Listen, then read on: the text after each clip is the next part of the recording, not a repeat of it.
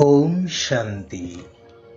सृष्टि रचयिता पतित पावन निराकार शिव पितांकर ज्ञानवान आत्मिक संतान मानंकु हृदयर सहित शुभ अभिनंदन, शुभेच्छा, सुप्रभात, सुस्वागतम। समाजरे दिनकु दिन विभिन्न समस्यार पहाड़ जेपरि भावरे जीवन पथकु प्रतिरोध करि चलिछि, सेथिरे प्रत्येक मानव तिल तिल पेशी हे जिवा ही सार हेउछि। से गरीब खटिख्याटी हेइथाउ बा आलिशान बंगलारे धन प्राचुर्यरे रहिला वाला अमीरटी हेइथाउ, समस्या आउ समस्या शारीरिक, मानसिक, आर्थिक, सामाजिक, बौद्धिक एवं प्रकृतिर कौनसी ना कौनसी समस्यार सम्मुखीन हेइ चालुछि। प्रत्येक मुहूर्त गोटिए शेष हेला बेलकु आउ गोटिए, तापर आउ गोटिए, एही भली समस्या रूपक लहड़ी रे मनीष थळकूळ न पाई अणनिश्वासी हो जाउछि। कारण यह हेउछि एही कलिजुगी सृष्टिर नियम। जुग अनुसारे सबु किछि बदली जाउछि। वर्तमान सारा विश्व पांच विकार रूपी मायार कबଳରେ पड़ी पतित तम प्रधान दुःखदायी हो जाइछि। मनीष सुख पाइबार अनेक साधन तैयारी करिचे सारलाणी विज्ञान बलरे, हेले सेई सबु साधन बा वस्तु गुड़िक मनुष्य मानकु जेतिकी सुख सुविधा जोगौछि ताठारु ढेर गुणा समस्या आउ असुविधा सृष्टि मध्य करुछि। केवल मनीष पाई नुहे, प्रकृति पाई मध्य। पांच तत्व बा प्रकृति तम प्रधान हो जिवा कारणरू बन्या, बात्या, मरुड़ी, भूमिकंप तथा काल बैशाखी भली अनेक प्राकृतिक विपर्ययर विभीषिका मान घटी चलिछि।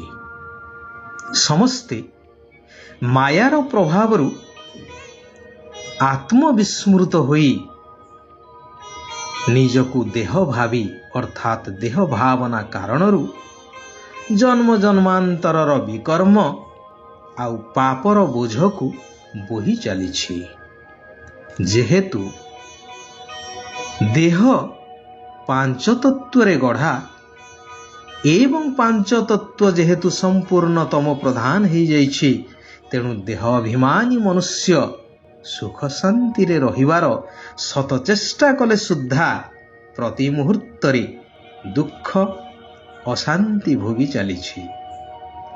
एठारे सबु किछि अनिश्चित भितरे चलिछि। आशा, आशंका एवं भयरे मनुष्य मरी मरी बंचिछि कहिले अत्युक्ति हब नाही।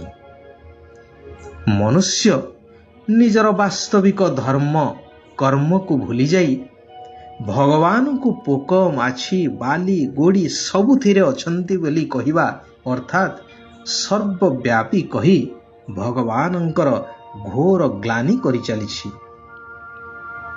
यह वास्तव रे धर्म ग्लानिर समय। गीतार महावाक्य अनुसारे एवं पतित पावन शिव बाबा आसी कहउछंती, मधुर आत्मिक संतानगण, प्रत्येकंक मुंड उपरे अनेक जन्मर विकर्म गुड़िकर बोझ रहिछि। हिसाब किताबर कर्म भोग रहिछि। शारीरिक, मानसिक, आर्थिक आदि रूपरे हिसाब किताब चुक्त हेबार अछि। तेबे विकर्म ओ पाप को भस्म करिवार सहज उपाय हेउछि शिव बाबांकर याद बा जोग। जेते जेते बुद्धिर जोग परमात्मा पितांक सहित लागि रहिब ସେତେ ସେତେ ବିକର୍ମ ବିନାଶ ହେଇ ଚାଲିବ, କର୍ମ ଭୋଗର ପରିମାଣ କମି କମିଯିବ। ଏହି ଅବିନାଶୀ ସୃଷ୍ଟି ନାଟକରେ ବା ସୃଷ୍ଟି ନାଟକର ଅଟଳ ନିୟମ ଅନୁସାରେ ସମସ୍ତେ ସମସ୍ତଙ୍କର ଅଭିନୟ କରି ଚାଲିଛନ୍ତି। ନା ଏଥିରେ ପରିବର୍ତ୍ତନ ହେଇପାରିବ, ନା ନଷ୍ଟ ହେଇପାରିବ। ତେଣୁ ଏଥିରେ ଦୁଃଖ କରିବାର ନାହିଁ, ଆଶ୍ଚର୍ଯ୍ୟ ବା କ୍ରୋଧ ଆଦି କରିବାର ମଧ୍ୟ ନାହିଁ।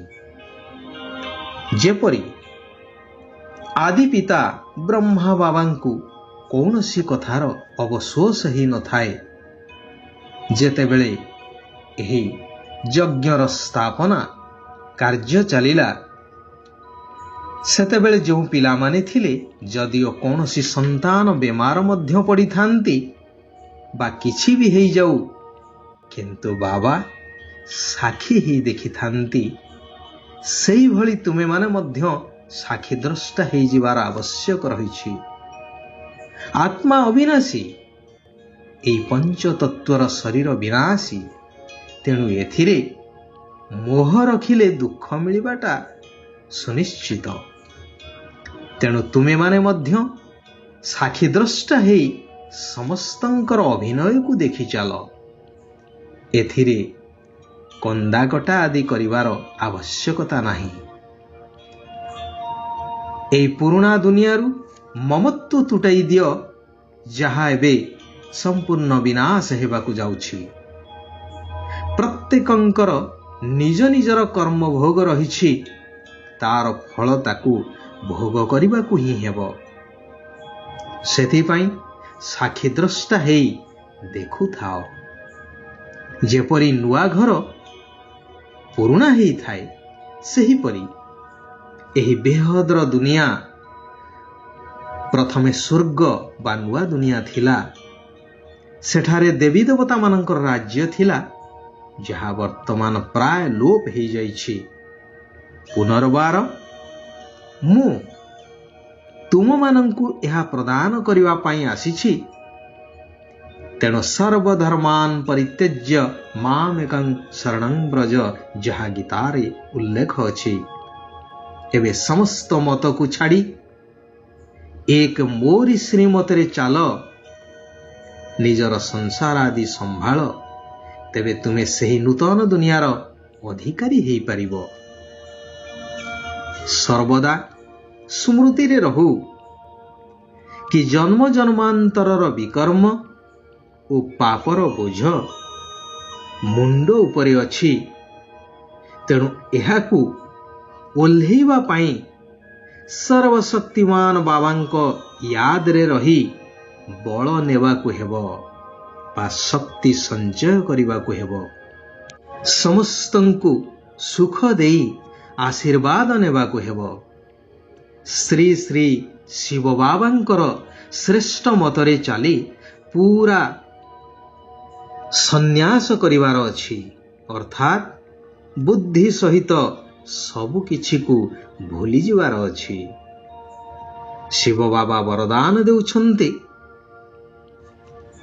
କି ମାଷ୍ଟର ଜ୍ଞାନ ସାଗର ହୋଇ ନିଜର 5000 ବର୍ଷର ଜନ୍ମର ଜାତକକୁ ଜାଣୁଥିବା ସ୍ୱଦର୍ଶନ ଚକ୍ରଧାରୀ ହୁଅ। ସ୍ୱଦର୍ଶନ ଚକ୍ରଧାରୀ ଅର୍ଥାତ୍ ସାରା ସୃଷ୍ଟି ଚକ୍ର ଭିତରେ ନିଜର ଭିନ୍ନ ଭିନ୍ନ ଅଭିନୟକୁ ଜାଣୁଥିବା ଆତ୍ମା। ଏହି ଅନ୍ତିମ ସଙ୍ଗମ ଯୁଗୀ ଶ୍ରେଷ୍ଠ ବ୍ରହ୍ମା ମୁଖବଂଶାବଳୀ ବ୍ରାହ୍ମଣ ଜନ୍ମରେ ଆମେମାନେ ହୀରାତୁଲ୍ୟ ଜୀବନ ନିର୍ମାଣ କରିବା ଦ୍ୱାରା ସାରା କଳ୍ପ ଭିତରେ ହିରୋ ପାଠଧାରୀ ହେଇଯାଉଛୁ, ଏହି ସ୍ମୃତି ରହିବା ଦରକାର। ଯଦି ନିଜର ସାଥୀମାନଙ୍କୁ ମଧ୍ୟ ବାବାଙ୍କର ରଙ୍ଗ ବା ସଙ୍ଗର ରଙ୍ଗ ଲଗେଇଦେବ, ତେବେ ସେମାନଙ୍କର ସଙ୍ଗର ରଙ୍ଗ ତୁମକୁ ଲାଗିପାରିବ ନାହିଁ। ଆଚ୍ଛା, ଆଜି ପାଇଁ ଏଇଠାରେ ଆମେମାନେ ବିରାମ ନେବା। ସାରା ବିଶ୍ୱର ଆତ୍ମାମାନଙ୍କର କଲ୍ୟାଣ ହେଉ। ସମସ୍ତେ ସୁଖ ଆଉ ଶାନ୍ତିର ଅନୁଭବ କରନ୍ତୁ। ଓମ୍ ଶାନ୍ତି। ओम शांति। ओम शांति।